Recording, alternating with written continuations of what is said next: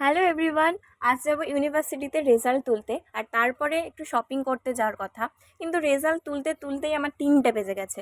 তাই আর নিউ মার্কেটে যেতে পারলাম না, কারণ আমাকে আবার বাড়ি ফিরতে হবে। কৃষ্ণনগর এর পরে আমার বাড়ি, যেহেতু লালগোলা সেরকম একটা পাওয়া যায় না।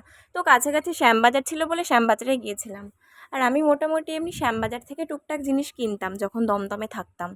তো এখানে দেখি প্রায় ভালো ভালোই কালেকশন রয়েছে, কিন্তু কলকাতা আর এম বাজারে একটুও ভালো কালেকশন আমি পাইনি, ঘুরেই শুধু চলে এসেছি।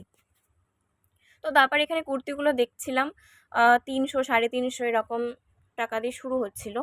আর এখানকার যেই কুর্তিগুলো দেখছো ওয়ান পিস, এগুলো সব 500 550 থেকে শুরু হয়েছিল।